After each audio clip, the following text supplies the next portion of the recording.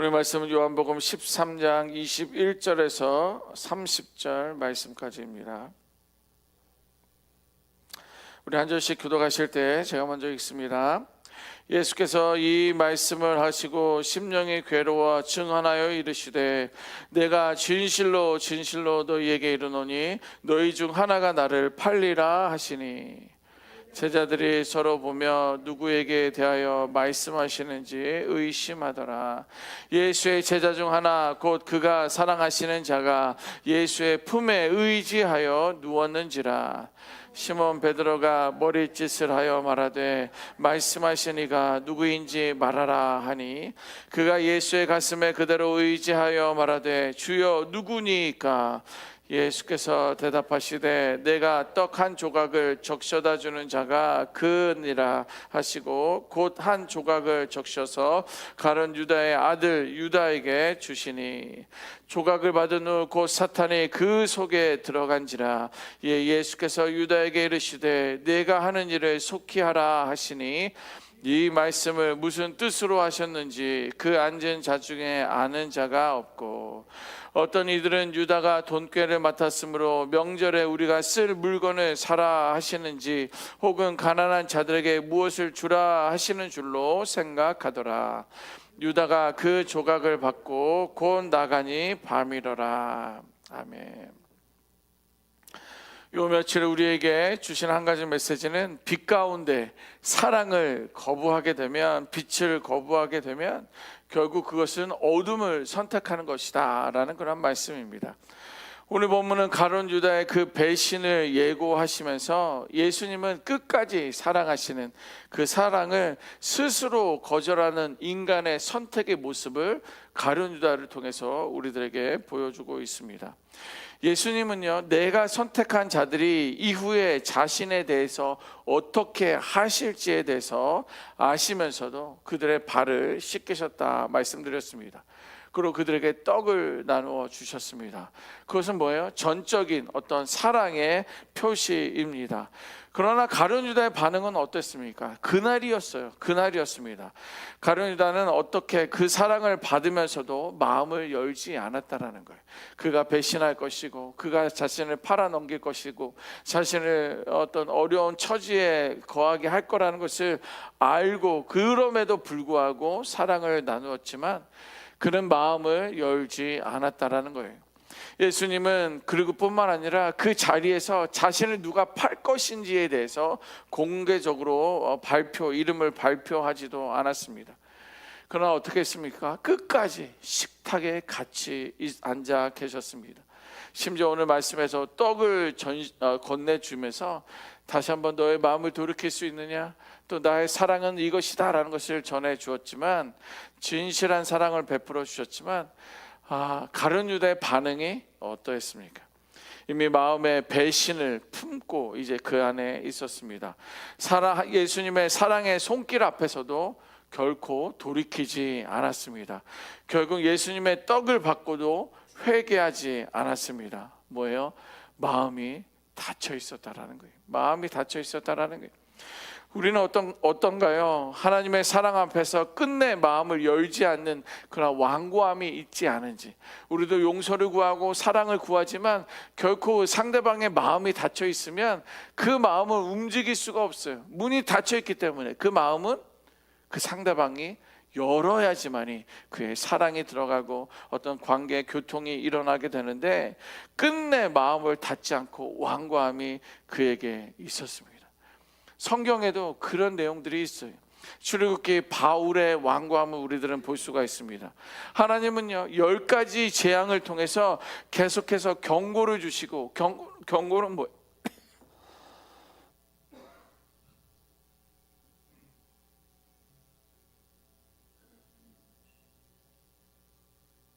하나님께서는 10가지 재앙을 주시면서 계속적으로 경고를 주고 기회를 주는 거예요.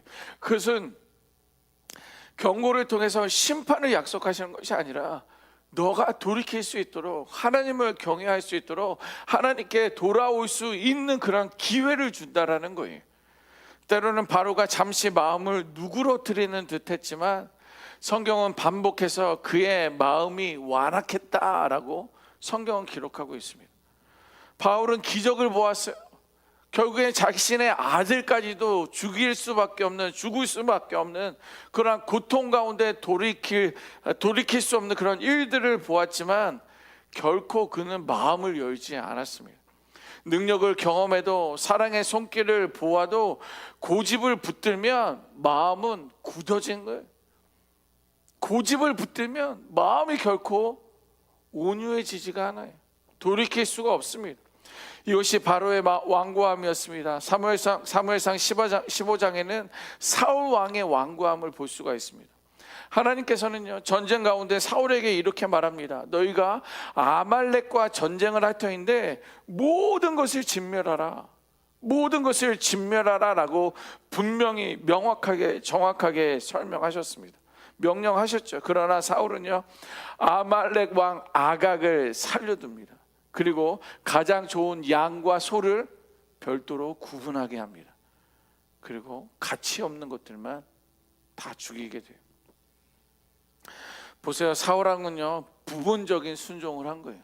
모든 것을 전멸하라, 죽여라라고 말했지만 부분적인 순종만을 했습니다. 이에 사무엘 선지자가 이제 사울에게 찾아와서 이렇게 책망합니다. 너는 왜 부분적으로 여호와 하나님을 속였느냐, 왜 모든 것을 전멸하지 않았느냐라고 말하는데, 사울 왕은 어떻게 말합니까? 이렇게 변명을 하는 거예요.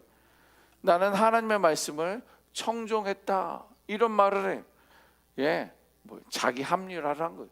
내가 안 했느냐? 내가 전쟁 가운데 나가지 않았느냐? 나는 하나님의 말씀에 청종했다라고 하면서 부분적인 순종한 것을 자기 안에서 자기 합리화로 말을 하고 있는 거예요. 또 백성이 양과 소를 끌어왔다라는 거예요.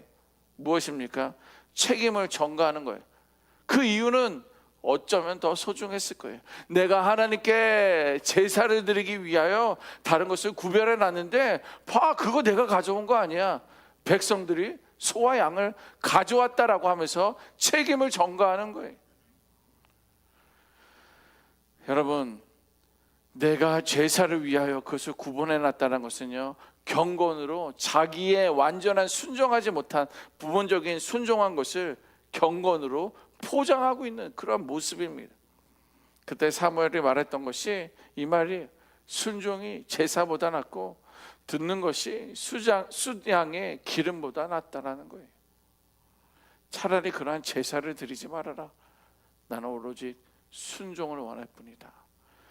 여러분, 사울의 문제는요, 하나님의 말씀 위에 자기 판단을 더한 거예요. 부분적인 순종이라는 것은요, 내 생각, 내 의, 자기의 판단이 거기에 추가가 된 거예요. 그렇기 때문에 내가 제사 드리려고 했는데 왜 하나님 그것이 잘못됐습니까? 여러분, 하나님의 명령보다 자신의 계산과 체면을 더 중요하게 여겼고, 책망을 받자 회개보다도 변명을 드러내고 있었다라는 거예요. 이것이 완고함입니다. 완고함이. 여러분, 인간의 완고함이란 사랑과 기회가 주어지지만, 우리가 받지만 끝내 자신을 내려놓지 않는 그런 마음이 완고함이에요. 알았어 라고 하면서 내 기준이, 내 판단이 아직도 있는 거예요. 그래, 말씀은 이렇게 하고 성경은 이렇게 기록되어 있지만 그래도 라는 생각과 마음이 완고함이라는 거예요. 하나님은 지속적인 사랑을 보여주고 있으며 책망을 하기도 하고 때로는 그렇게 해서 돌이킬 수 있는 기회를 주지만, 내 안에 이미 자리 잡힌 나의 생각으로 인하여 이 완고함이 그 사랑을 받아들이지 못한다라는 거예요. 또 심지어 이렇게 기록하고 있습니다. 히브리서 3장 7절 8절 말씀 보면, 제가 읽어봅니다. 그러므로 성령이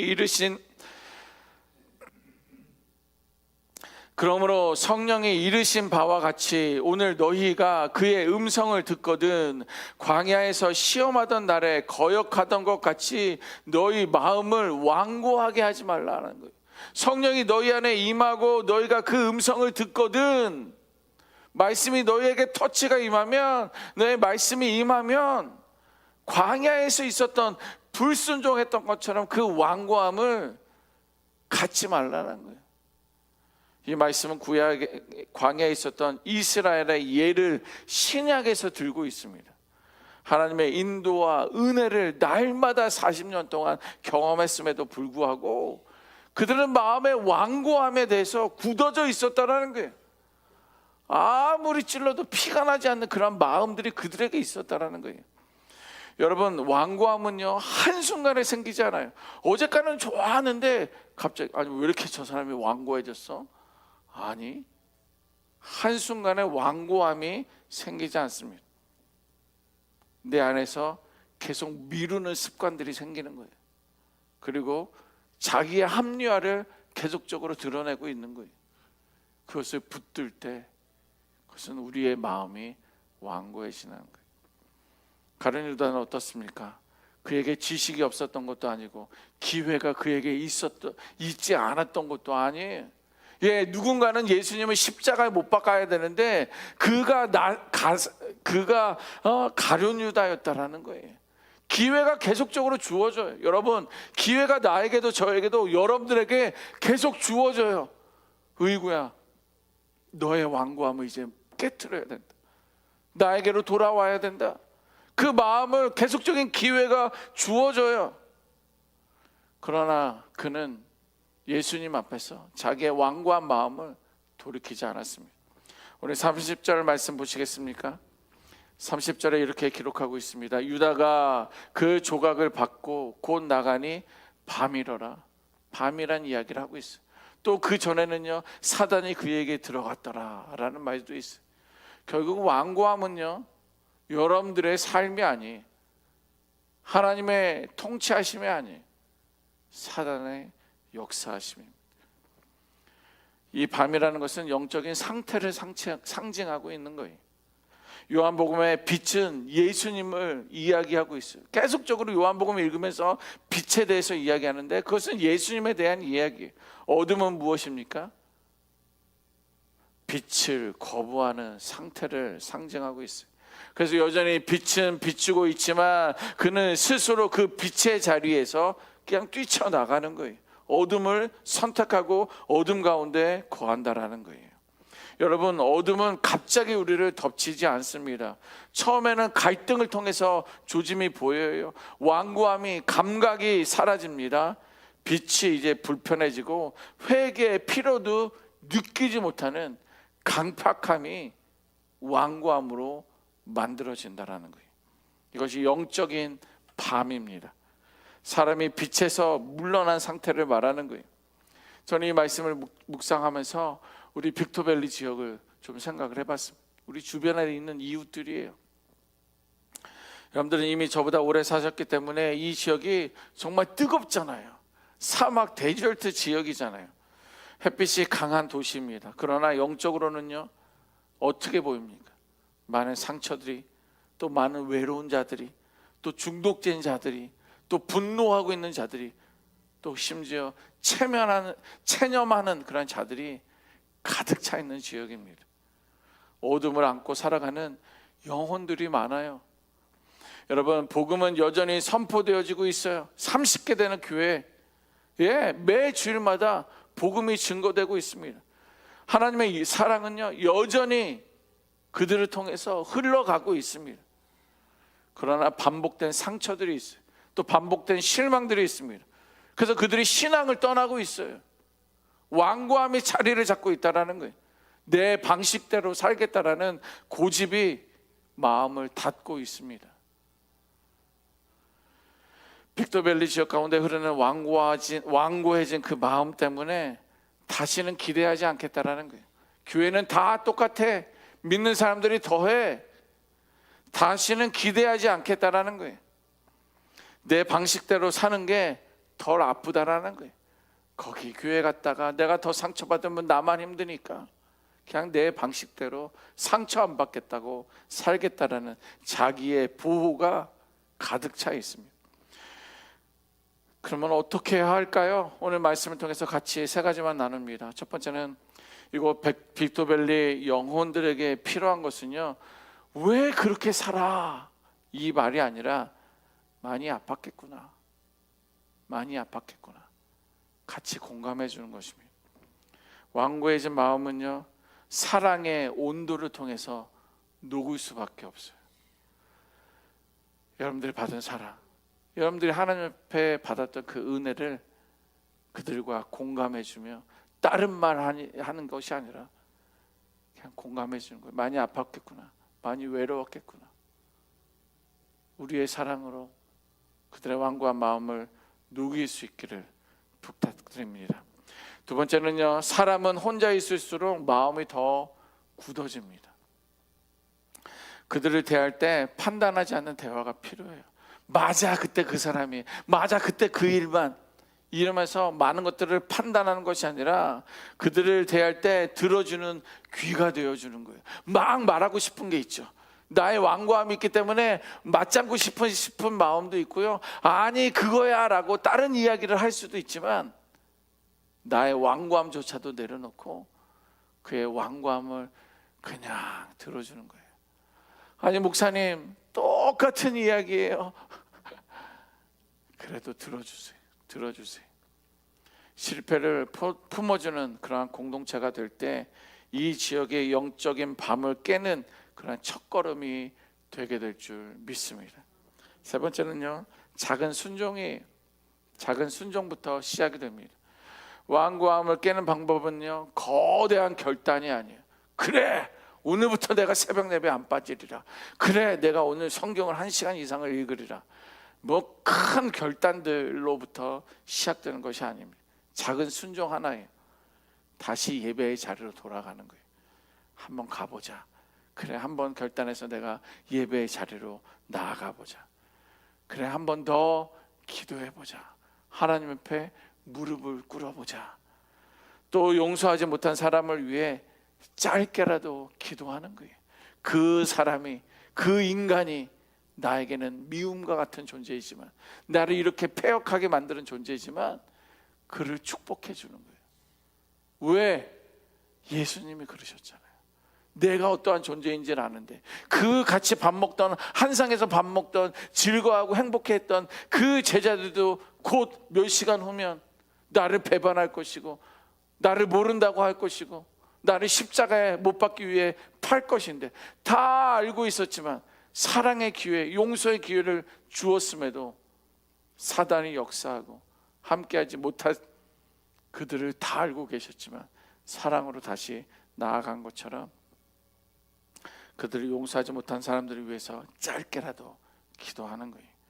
이러한 작은 순종이 그들의 완고한 마음이 풀릴 것이고요, 그러한 순종이 나의 완고함조차도 사라지게 할 줄 믿습니다. 여러분, 완고한 마음을 향해 우리가 할 일은 단 하나예요. 끝까지 사랑을 포기하지 않는 것입니다. 끝까지 사랑을 포기하지 않는 거예요. 하나님께서 나를 포기하지 않은 것처럼 빅토밸리의 영적인 밤은 끝나지 않았습니다.